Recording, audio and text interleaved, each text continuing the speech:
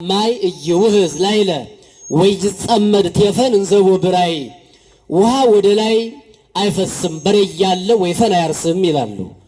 እንግዲህ ውሃ አንዳንዴ ተገዶ ወደ ላይ ይፈሳል፣ በሬም አንዳንዴ ወይፈን በሬው ያለ ወይፈኑ ያርሳል። ወይፈኑ የሚያርስበት ለሁለት ምክንያት ነው። አንደኛው በሬው ሳለ ይለማመድ ተብሎ ይጠመድና ያርሳል። በሌላ አማካኝነት ደግሞ በችግር ምክንያት ወይፈኑ ያርሳል። እኔ ወይፈኑ የመጠመዴ በሬ የተባሉ አባቶቼ ከኋላ እያሉ ወይፈኑ ሕፃኑ መቆሜ ብሳሳት ሊያርሙኝ ነው። አንዳንዴ አባቶች ባሉበት መናገር፣ የተማረ ሰው ባለበት መካከል መናገር ታርሞ መሄድ ነውና በጣም ደስ እያለኝ ነው የምቆመው። ምክንያቱም አባቶቼ በጸሎት ያግዙኛል። እንዲህ ብለህ አቅ ነው ምስጢሩን ብለው ያቀኑልኛል። እናንተም በጸሎት ታስቡኛላችሁ። እናንተ ተቀምጣችሁን የቁሜ እንድንማር የአምላካችን መልካም ፈቃዱ ይሁንልን። ለቤትህ ምስጋና ይገባል በሉ እስኪ እንደገና። ለምንህ ምን ይገባል? መዝሙረኛው ቅዱስ ዳዊት በመዝሙር 92 ቁጥር 5 ላይ ለቤትህ ይደሉ ስብሐት እግዚኦ ለነጓህ መዋዕል፣ አቤቱ ጌታ ሆይ ለቤትህ ለረጅም ዘመናት ምስጋና ይገባል አለ። እንግዲህ በጣም ባጭር ደቂቃ ለመናገር ነብዩ ለቤትህ ምስጋና ይገባል ያለው የመጀመሪያው ምንድነው ካለ የእግዚአብሔር ቤቱ ምንድነው ቢባል ቸርነቱ ነው። ቀላያትን ማፍሰሱ፣ ነፋሳትን ማንፈሱ፣ መዓልትና ሌሊትን ማፈራረቁ፣ ክረምትና በጋን መለዋወጡ ይህ የእግዚአብሔር የቸርነቱ መገለጫ ነው። እግዚአብሔር ቸር መሆኑ የእግዚአብሔር ቸርነቱ ቤት ተብሎ ይነገርለታል። ቤት የደከመው ያርፍበታል፣ የደከመው ይተኛበታል። በዚህ በዮሐንስ ወንጌል ምዕራፍ 14 ቁጥር 1 ላይ ጀምረን እንደምናነበው ራሱ እግዚአብሔር ቤት መሆኑን እግዚአብሔር ሲገልጠው ኢይደንግጽክሙ ልብክሙ፣ ልባችሁ አይደንግጥ አይታወክ፣ እመኑ ብየ ወእመኑ በአቡየ፣ በእኔ እመኑ በአባቴም እመኑ፣ በሕያው መንፈሴ በመንፈስ ቅዱስም እመኑ፣ እስመ ውስተ ቤተ አቡየ ብዙ ማኅደር ወምዕራፍ ቦቱ፣ በአባቴ ቤት ብዙ መኖሪያ አለ የሚለውን ቅዱስ ቄርሎስ ሲተረጉም በአባቴ ቤት ብዙ መኖሪያ አለ ማለት ብዙ ቸርነት አለ ማለት ነው ብሎ ተርጉሞታል። ስለዚህ የእግዚአብሔር ቸርነት እንደ ቤት እንጠቀምበታለን። በቸርነቱ ይሰበስበናል፣ በቸርነቱ ያኖረናል። በቸርነቱ አንዲት ሴት ጆሮዋን ጉትቻ ወይም የጆሮ ጌጥ ገዝቼ ጆሮዬን እደፍነዋለሁ ብላ እንደምታስብ ሁሉ እግዚአብሔርን በቸርነቱ የከፈተውን ጉሮሮ ይዘጋዋል ብሎ ማመን በእግዚአብሔር ቤት መኖር ማለት ይሄ ነው። የእግዚአብሔር ቸርነቱ በብዙ ይተረጎማል። ምን ፀሐይን ስናያት የቸርነቱ መገለጫ ነው። ዛፎቹን ስናያቸው የቸርነቱ መገለጫ ናቸው። እንዲህ ቅዱሳንን ሰጥቶ እንድንሰባሰብ ሲያደርገን የቸርነቱ መገለጫዎች ናቸው። የእግዚአብሔር የቸርነቱ መገለጫ ያልሆነ እንኳን እንዲያውም አውግስጢኖስ የተባለ አንድ ሊቅ ምን ይላል? ሰይጣንም ቢሆን ይላል እግዚአብሔር ሰይጣን ከወደቀ በኋላም እንኳን መጀመሪያ የፈጠረው ለምስጋና ሕያው ሆኖ እንደነ ቅዱስ ሚካኤል በአንድነት በማህበር እንዲኖር ነው። በኋላም ቢካለ በኋላ ግን ሰይጣንንም ቢሆን ለቸርነቱ መጠቀሚያ አድርጎታል ይላል አውግስጢኖስ። እንዴት ካለኝ የመጀመሪያውን ሰው አዳም ገፍቶ ከገነት ቢያስወጣ አለ እግዚአብሔር ቸር ነውና አንተ የእባብን ስጋ ለብሰህ ያስወጣኸውን ልጄን እኔም ስጋ ለብሼ አምላክ አደርገዋለሁ ብሎ የጸጋ አምላክ አደረገው ሰውን። ስለዚህ ሰይጣንን እንኳን ለቸርነት ተጠቅሞበታል ይላል። ስለዚህ እግዚአብሔር የቸርነቱ መገለጫው ብዙ ነው። በቸርነቱ የጎበኘን፣ ቸርነቱን ያልከለከለብን፣ በቸርነቱ ያሰባሰበን አምላካችን ክብር ምስጋና ለስም አጠራሩ ይሁንልን። ስለዚህ ለቤትህ ምስጋና ይገባል ማለት ለቸርነትህ ማለት ነው። ቆዩ ኳኳኳት አድርጉ ወይ በደንብ አጨብጨብ ነው። በቀር አድምጡኝ ግድ የለም ሰዓት እንዳልጨርስ። ስለዚህ ለቤትህ ምስጋና ይገባል ማለት አንደኛው የእግዚአብሔር ቸርነት ነው። ሁለተኛው ለቤትህ ምስጋና ይገባል ማለት ምን ማለት ነው? ነብዩ የገለጠው የእግዚአብሔር ቤት የምትባል እመቤታችን ድንግል ማርያም ናት። እግዚአብሔር ያደረባት ሁላችንንም ሰብስቦ ይዞ ማደሪያው ለቤትህ ይደሉ ስብሐት እግዚኦ ለነዋህ መዋዕል፣ ለረጅም ዘመን ለቤትህ ለማደሪያ ለቅድስት ድንግል ማርያም ምስጋና ይገባል ማለት ነው። አይገባትም? አይገባትም? ተው እምቢ ካላችሁ ተው። አይገባትም?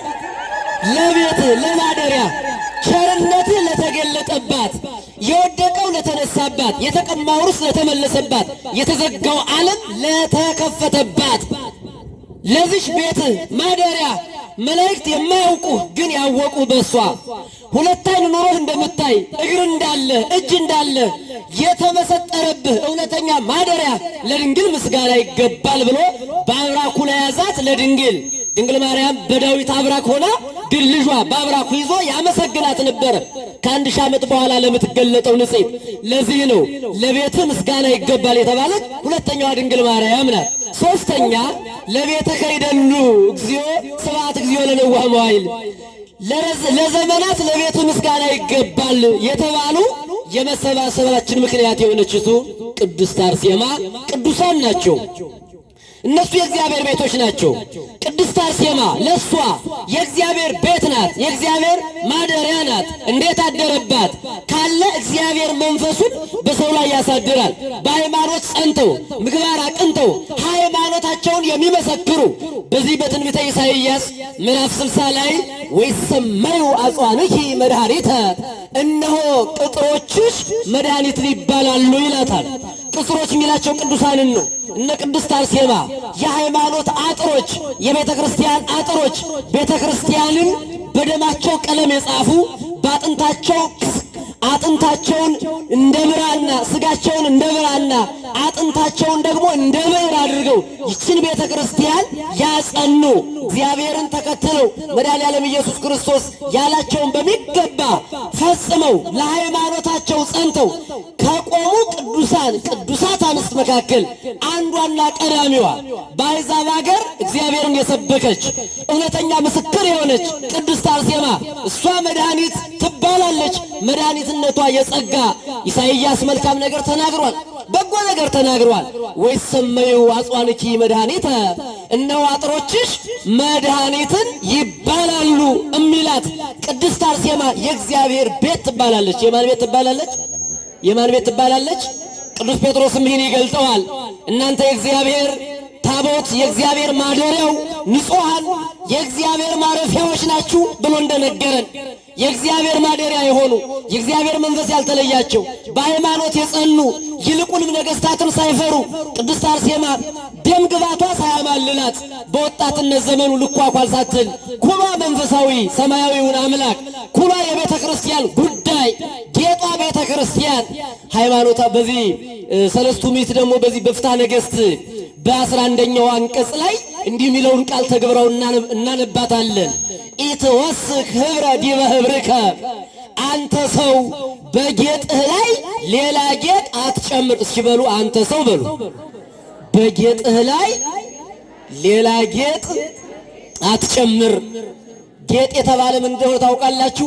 የኛው እንዳይመስላችሁ፣ የእናንተም ቀሚሱ እንዳይመስላችሁ፣ የእናንተም በአንገታችሁ ላይ ያሰራችሁ ትልቁ ወርቅ እንዳይመስላችሁ።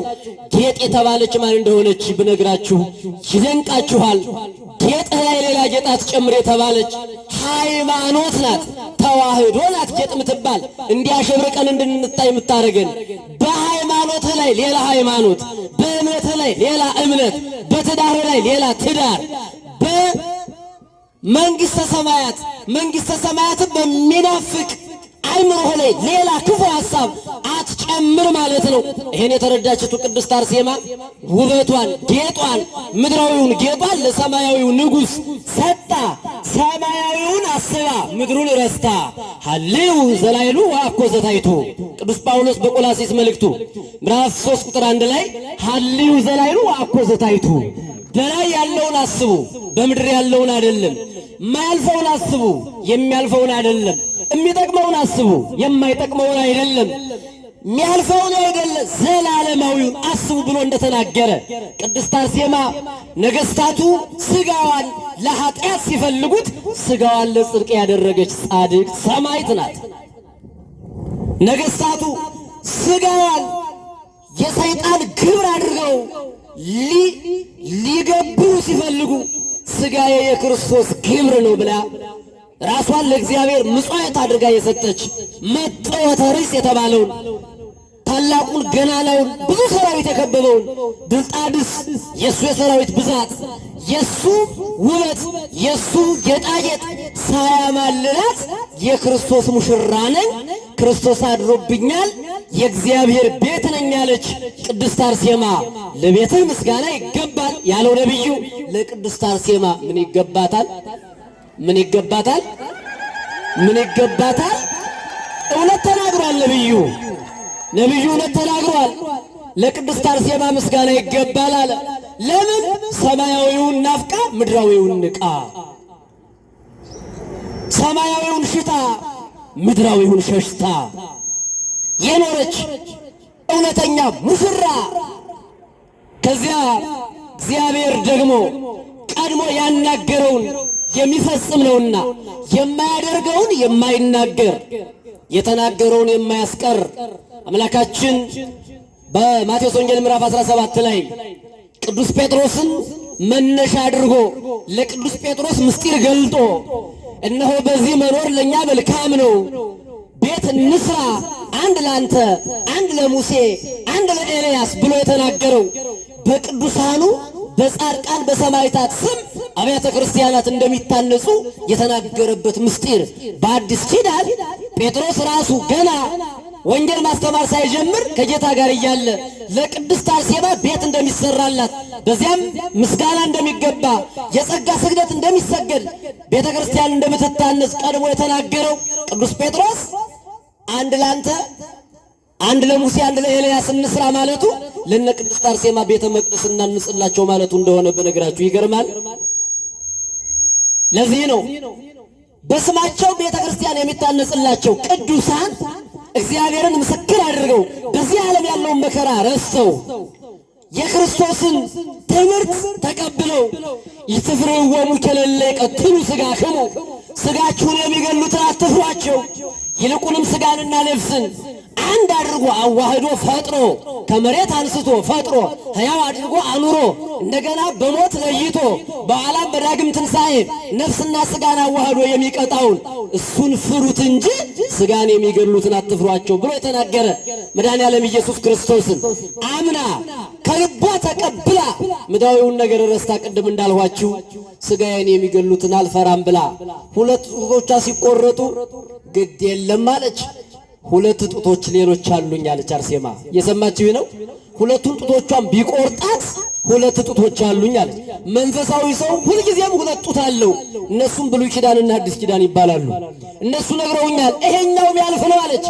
በኋላ አንተ የቆረጠውን ጡቴን የተናገረውን የማያስቀር አምላክ እንደገና አዋህዶ በዳግም ትንሣኤ በ15 ዓመት ቁንጅና እናቴ ሔዋንን አስመስሎ ያስነሳኛል። ስለዚህ አንተን አልፈራም ብላ ራሷን ሰጠች። ለቤትህ ምን ይገባል? ምን ይገባል? ለዚህ ነው ለቤቷ ለእግዚአብሔር ቤት ለቅድስት አርሴማ ምስጋና ይገባታል። ለቅዱሳኑ ምስጋና ይገባቸዋል። እግዚአብሔር ላደረባቸው ሰዎች የእግዚአብሔር ቤቶች ይባላሉ። እግዚአብሔር ማደሪያው ብዙ ነው። እግዚአብሔር ሲፈልግ በጨለማ ይኖራል፣ ሲፈልግ በብርሃን ይኖራል፣ ሲፈልግ በሰው ላይ ይኖራል፣ ሲፈልግ እንዲሁ ይኖራል፣ ሲፈልግ ራሱን በራሱ ያኖራል። ለምን ቢባል የባህሪ አምላክ ነው። አንዳንዶች በጨለማ ይኖራል ሲባልም ደንገጥ ልትሉ ትችላላችሁ። እግዚአብሔር በጨለማም ይኖራል ማለታችን ጨለማ የማይመረመር አምላክ የማይመረመር ነው። ነቢየ እግዚአብሔር ቅዱስ ዳዊት ወረሰየ ጽልመተ ምስዋሮ መሰወሪያውን ጨለማን አደረገ ይላል። ምን ማለት ነው? ባህሪው የማይመረመር አምላክ የት ይኖራል ተብሎ ቦታ የማይወሰንለት ጌታ በፈቀደው ላይ ያድራል። ካደረባቸው ቅዱሳን መካከል አንዱ ቅድስት አርሴማ ናት። ክብር ምስጋና ለአምላካችን ይሁን። እሷ ማደሪያ ለሷ ለእግዚአብሔር ቤት ምስጋና ይገባታል። የመጨረሻዬ ለቤትከ ይደሉ ስብሐት እግዚኦ ለንዋህ መዋዕል፣ ለቤትህ ምስጋና ይገባል። በአንተ ስም ለሚታነጸው፣ በድንግል ማርያም ስም ለሚታነጸው፣ በጻድቃን በሰማዕታት ስም ለሚታነጸው፣ በቅዱሳን መላእክት ስም ለሚታነጸው ለቅድስት አርሴማም ቤት፣ ለሌሎቹም ቅዱሳን ቤት፣ ለዚህ ቤተ መቅደስ ሥጋ ለሚፈተትበት፣ ሥጋ ለሚቆረስበት፣ ደም ለሚፈስበት፣ ኃጢአተኞች መጥተው ጻድቅ ሆኖ የሚሄዱበት፣ ቆሽሸው መጥተው ታጥበው የሚሄዱበት፣ በጨለማ መጥተው በብርሃን እያዩ የሚመለሱበት አንተ አካልህ ለሆነች በደምህ ለዋጃት ለቤትህ ለቤተ ክርስቲያን ምስጋና ይገባታል አለ። ያን ምክንያት አድርገን በቅዱሳኑ ስም ቤተ ክርስቲያን ሰራን። ከነዚያ ቤተ ክርስቲያናት መካከል አንዱ ይህ ዛሬ የተሰባሰብንበት ቤተ መቅደስ እግዚአብሔር ባደረባቸው ሰዎች ቅድም መጋቢ ሃይማኖትም ሲሉን እንደነበረ መጋቢ ሃይማኖት ብቻ ያሉ ሳይሆን መቼም ዓመቱ ሙሉ በሚዲያ ሲነገር የነበረ የዚህ ቤተ መቅደስ ጉዳይ ነው። ውስጡን አይቶ ያልተደነቀ የሥራውን ጥራት አይቶ ያላደነቀ እግዚአብሔር ያደረባቸው ሰዎች ምን ያህል ሥራ እንደሚሰሩ የዚህ ዓለም ገንዘብ ከንቱ መሆኑን የተረዱ ሰዎች በገንዘባቸው ሰማያዊውን ቤት አንዳንዴ ገንዘብ ካለ በሰማይ መንገድ አለ ሲባል አንዳንዴ በአውሮፕላን መሪ መስለን ነበር አይደለ? ለካ ገንዘብ ካለ በሰማይ መንገድ አለ የሚባለው እኔም ማውቀው በዚህ ቤተ መቅደስ ነው። በዚህ ቤተ መቅደስ ገንዘብን ትቶ ሰማያዊ ሀብታም ማለት እግዚአብሔርን መያዝ ነው። ብዙዎቻችን ሀብታሞች ነን፣ ግን ራሳችን ድሃ እያደረግነው ነው። ሊቁ ምን ይላል? ቅዱስ ዮሐንስ አፈወርቅ አንተ ሀብታም እግዚአብሔር ትንሽ ነገር ቢያጎልብህ ሀብት ሰጥቶ ጤና ቢያጎልብህ ለምን ታማርረዋለህ? ምን ነው ጌታ የጤና ብትሰጠኝ ብለህ አታማረው። በሀብትህ ለእግዚአብሔር ምን ሰርተህበታል አለ። አንተ ድሃ ነህ ብለህ ለምን ታማርራለህ? በድህነትህ ለእግዚአብሔር ምን ሰርተህበታል? አሁን በድህነት ምን ይሰራል ካላችሁ ድሃ ያደረገህ እኮ ብዙ ሀብት አግኝቼ እንዳልጠፋብህ ነው ብለህ እግዚአብሔርን መቼ አመሰገንህበት ይላል። አንተ በሽተኛ አልጋ ላይ ተኝተሃል። አልጋ ላይ ተኝተህ ግን እግዚአብሔርን በበሽታ ምን አድርገህበታል ይላል። ሰው በበሽታው እግዚአብሔር ምን ሊያደርግለት ይችላል ካላችሁ ለካ ወዲያ ወዲህ ስል እንዳልጠፋብህ በዚህ እየኮረኮመህ እያስተማረህ ነው ብለህ በበሽታ አልጋ ላይ ያስተኛል። ለእረፍት መሆኑንስ መቼ አመሰገንህበትና እና እግዚአብሔር ሁሉንም ማስተማሪያ ያደርገዋል ነው የምላችሁ። ሲፈቅድ ሁሉንም ያድርበታል እና ለቤት ምስጋና ይገባል ማለት ለቤተ ክርስቲያን ምስጋና ይገባታል። እንደዚህ አድርጋ የሰበሰበችን ጥሬዎችን የምታበስለን ክፉዎችን በጎ የምታደርገን ሊቁ አውግስጢኖስ እንደነገረን ቤተ ክርስቲያን ትትመሰል በእቶነ እሳት፣ ቤተ ክርስቲያን በእሳት ምድጃ ትመሰላለች ይላታል። ለምን ካለኝ አለ ምድጃ ጥሬው ይበስልባታል።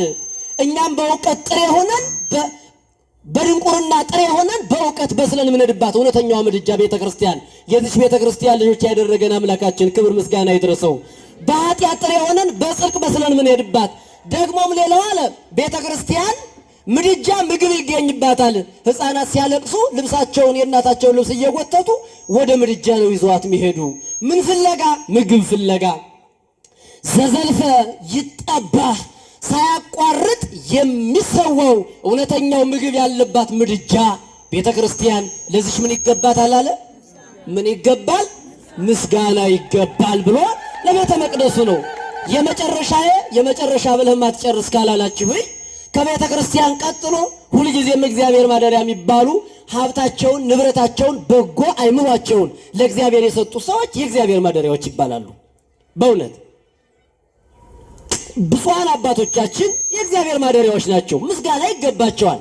ካህናቱ የእግዚአብሔር ማደሪያዎች ናቸው፣ ምስጋና ይገባቸዋል። እናንተ የእግዚአብሔር ማደሪያዎች ናችሁ፣ ምስጋና ይገባቸዋል። ምን አይነት ምስጋና? እንደየደረጃው እግዚአብሔር ለሰው ሁሉ ምስጋና ይገባዋል። የምን ምስጋና? የክብር ምስጋና አለ።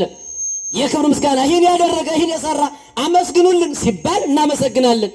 አሁን ግን ነብዩ እግዚአብሔር ያደረባቸው ቤተ ክርስቲያን የሚሰሩ ቤተ ክርስቲያን የሚያሳንጹ የዚህን ዓለም ክብር የናቁ አስተዳዳሪዎች በሚገባ አስተዳዳሪነታቸውን በተግባር የሚወጡ ሊቃነ ጳጳሳት የጵጵስናቸውን ሀብት በሚገባ ልጆችን መንፈሳዊ ልጆችን በመሾም የሚወጡ ለእነዚህ ሁሉ ምስጋና ይገባቸዋል። ምስጋና በየዘርፉ ይገባል። ዛሬ ግን ለዚህ ቤተ መቅደስ ይህን ቤተ መቅደስ ለሰሩ ላሰሩ በእውነት ይህን ቤተ መቅደስ አንድ ግለሰብ ብቻ ሰራው እንላለን። እንዲሁ መነሻ ይሁን የእናንተን ጸሎት አለበት፣ የእናንተን ምስጋና ይገባቸዋል። ክቡር አባታችን መላከ ጽዮን በቅን አእምሮ አሰርተዋል። ቅድም እንደተባለው የእናንተም ጸሎት አለበት፣ እያንዳንዱ የካህናቱም አለበት፣ ምስጋና ይገባቸዋል። ለምን ቢባል ይሄ መጽሐፍን ጠቅሰን ነው። መጽሐፍት ናቸው የነገሩን። ለቅኖች ምን ይገባቸዋል አለ መጽሐፍ። መናገር ብርቅ ነው እንዴት ሰፈር ነገሩኝ እንጂ ለቅኖች ምን ይገባቸዋል? ምስጋና ይገባቸዋል። ከፍ አድርጋችሁ ቤተክርስቲያንን በገንዘባቸው የሰሩትን እንዲሁም ቆዩ ልጨርስ። ቤተክርስቲያንን ገንዘባቸውን አውጥተው ገንዘብ እኮ የነፍስ ክፋይ ይባላል። አንዳንድ ገንዘብ ወዳድ ሰው ገንዘቡን ከሰጠ ከነፍሱ ከፍሎ ሰጠ ይባላል። አቤት ገዴ እኮ ጭንቅ ነው እንዴት ገንዘቡን አወጣ ሲባል ከፍሎ ነው የሰጠ ማለት ነው። ሐሳብ ከፍሎ መስጠት ደግሞ ቀላል ነገር አይደለም። ሐሳብ ከነፍስ ነው የሚከፈል፣ ገንዘብ ከኪስ ነው የሚወጣው። እንዲህ አድርገህ ስራ ብሎ መንፈሳዊ አደራ ሰጥቶ ማሰራት እኔ አሁን እንግዲህ ለማንቆለጣጠስ አይደለም፣ እግዚአብሔር በሚያውቀው እውነቱን እውነት ማለት ጥሩ ነው አይደለም። ስለዚህ እንደ መላከ ጽዮን ያሉ አባቶቻችን አስተዳዳሪ ሲሆኑ በቅንነት የሚመሩ ደግሞ እሳቸው ደግ ቢሆኑ ምክትል ሊቀመንበሩ፣ ሰበካ ጉባኤው፣ ካህናቱ፣ ሰባኪያኑ፣ ምእመኑ ደግሞ ሾህ የሚወረውሩ ከሆነ ወጋይ ብለው ወጥተው ይሄዳሉ። ግን እሳቸው ከላይ ሆነው ሲናገሩ እሳቸውን ብቻ አይደለም፣ በየትኛውም የኦርቶዶክሳዊት ቤተክርስቲያን በጎ ሰዎች ከላይ ከተቀመጡ ግቢው ሁሉ ጠረኑ ምን ይሸታል? ሰላም ሰላም ይሸታል። ሊቁ አባ ጊዮርጊስ ዘጋስጫይን ሲገልጠው ትምህርቴን ጨርሻለሁ። ሀበተ ከወማዛ ትምህርቱ ለኢየሱስ ክርስቶስ ህየ ይጸኑ መካን በጤና ሰናይ መዓዛ። የኢየሱስ ክርስቶስ የበጎ ትምህርቱ ሽታ የተርከፈከፈበት ቦታ እሱ የናርዶስ ሽቱን ይሸታል አይልና የክፉ ሰዎች ሐሳብ ደግሞ ያለበትን ሲገልጠው ሀበተ ከወማዛ ትምህርቶሙ ለእርዋነ ሃይማኖት ህየ ይጸይ መካን በጤና ጽያቱ ለሰይጣን። የክፉ ሰዎች ትምህርት የክፉ ሰዎች ሐሳብ ያለበት ቦታ ደግሞ ቦታው ሰይጣን ይሸታል አለ። ምን ይሸታል? ሰይጣን ይሸታል አይሸትም? አሽታችሁ ታውቃላችሁ? አይሸትም? እኔ በቀን ነው የሚሸተኝ። እናንተ የተባረካችሁ ቅዱሳን ስለሆናችሁ ነው። በጣም ነው የሚሸተኝ። ትቢት ይሸተኛል፣ ክፋት ይሸተኛል፣ ተንኮል ይሸተኛል። ክፋታም ነው ሰይጣን። እግዚአብሔር ደግሞ ይሸታል። እግዚአብሔር ምን ሰላም፣ ፍቅር፣ አንድነት፣ ጤና፣ ህይወት ማን ነው እሱ? ለቤትህ በሉ ምስጋና ይገባል። እኔ ያጎደፍኩትን ሊቃውንቱ ይሞሉታል፣ እኔ የጣልሁትን መንፈስ ቅዱስ ያነሳዋል። ቅድም እንዳልኋችሁ የወይፈን ስራው ትልም ጠብቆ አይሄድም፣ ከዚያም ማዛረብ ነው። በኋላ ወይፈኑ ያበላሸውን በሬው ምን ያደርገዋል? ገበሬው ይጠምድና በሚገባ ሆኖ ትልሙን ጠብቆ እንዲያርስ ያደርገዋል። የተዘራው ዘር ፍሬ ይሰጣል። ብፁዕ አባታችን ያቀኑታል። እኔ ያጠመሙትን እነ ክቡር መላከ ሰላም አሉ፣ እነ መላከ ጽዮን፣ እነ መጋቢ ሃይማኖትን ፕሮግራም እየመሩ ብዙ ወንጌል እንዳስተማሩን እኔ ያጠመሙትን ቀና ያደርጉታል። ለቤትህ በሉ ጨርሻለሁ። ምስጋና ይገባል። ድገሙት 3 ጊዜ። ለቤትህ ምስጋና ይገባል፣ ለቸርነትህ ምስጋና ይገባል፣ ለድንግል ማርያም ምስጋና ይገባል፣ ለቅድስት አርሴማ ምስጋና ይገባል፣ ለቤተ ክርስቲያን በሉ ምስጋና ይገባል፣ ለበጎ ሰዎች ምስጋና ይገባል። ክፉ አይንካችሁ። እግዚአብሔር ይስጥልኝ።